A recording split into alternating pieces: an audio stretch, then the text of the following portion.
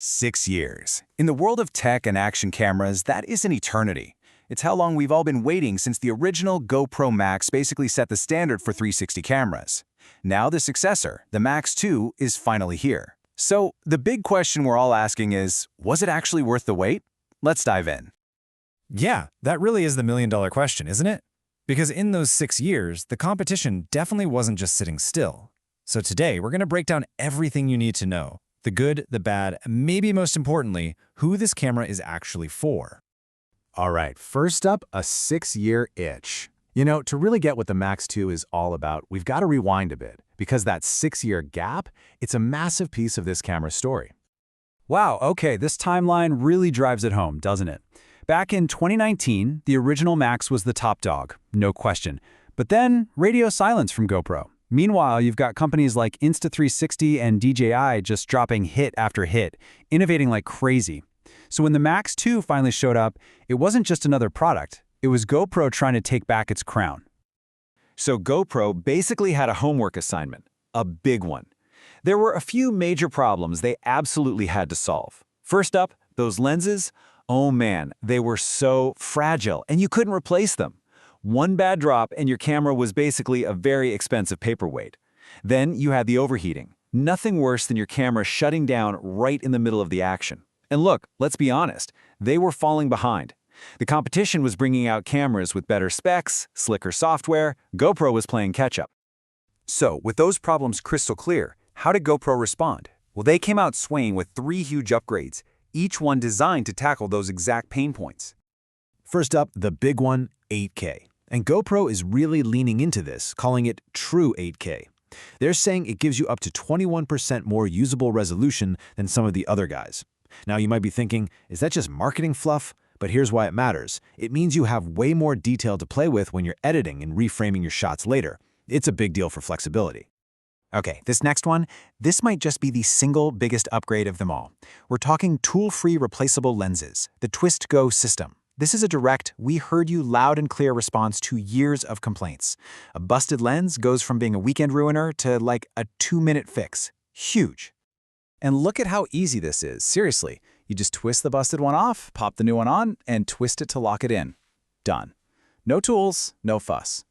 If you've ever had that sinking feeling in your stomach when you hear a lens scratch, yeah, you know why this is an absolute game changer. And what about that overheating problem?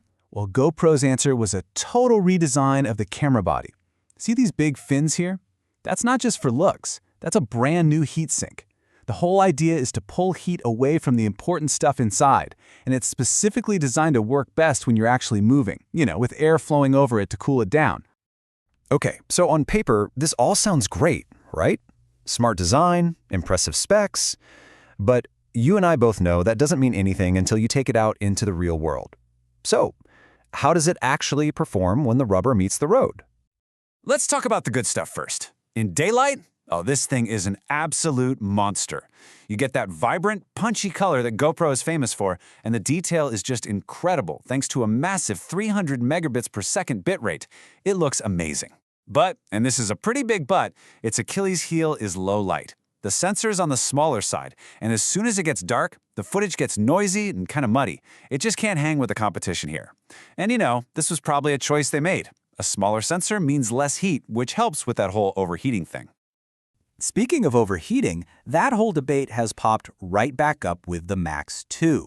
We saw this comment on Reddit from a user named MTXFreeride. They did a simple test indoors, just left the camera running. The MAX 2 shut down after only 16 minutes. Meanwhile, their Insta360 X5 just kept on trucking in the same room. Not a great look. But wait, there's another side to this. Another user, JD Jackson 0204, jumped in with a really important point. They said, hey, hold on a second. These are action cameras. They're not meant to sit still in a warm room. Those fins, that whole heatsink design, it needs airflow. It needs wind to work properly. So is a static indoor test really fair? Honestly, both sides kind of have a point here. It really just shows that this camera's performance totally depends on how you're using it. And here's another weird performance quirk that's all about your environment. You'd think, hey, it's a GoPro, it's waterproof, let's take it swimming. And you can, but the 360 video won't work properly. It's not a bug, it's just physics. See, light bends differently in water than it does in air. That's called the refractive index. And because of that difference, the curved lenses create this crazy distortion. The two halves of your video just can't stitch together. You end up with a blurry, unusable mess unless you use a special dive case. All right, so the Max 2 has some serious strengths and some pretty clear weaknesses. But the big question is, how does it really stack up against the other heavyweights in the ring? Let's get into the showdown. Okay, this chart is super interesting because it tells a few different stories at once. If you're just looking at raw specs, you might think the DJI Osmo 360 is the winner, right? 8K at 50 frames per second is awesome. And the Insta360 X5? Well, it's got that bigger sensor and it can go way deeper underwater. But then you look at the GoPro MAX 2. It's got the best video bitrate for more detail, and of course, the killer feature, those tool-free replaceable lenses.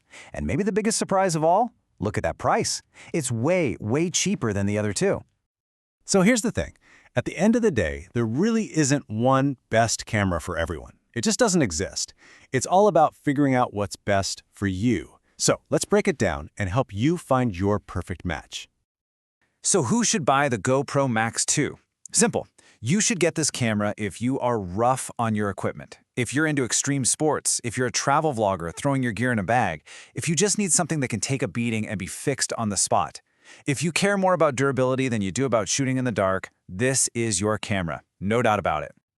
Now, what about the Insta360 X5? This one is for the creator who needs to do a bit of everything. It's the jack of all trades. If you need a camera that works great day or night and you love having those super smart AI editing features on your phone to whip up cool videos quickly, the X5 is the all-around champion. It's the ultimate workhorse, especially for social media pros. And last but not least, the DJI Osmo 360. This camera is for the pixel peeper, the person who demands the absolute best image quality, period. If you need the highest resolution and those high frame rates for silky smooth slow motion, and you mostly work in safe, controlled places, this is your jam. But, and it's a huge but, it has that one critical flaw. You cannot replace the lenses. So it's an amazing piece of tech, but it's not the one you take mountain biking. You know what's really cool is that for the first time in a long time, there isn't one obvious winner here. What we have instead are choices. We have 3 amazing cameras with totally different personalities, built for different kinds of people. The tech has finally gotten so good that it can support pretty much any wild idea you have. So really, the only question that matters now is, what story are you going to capture?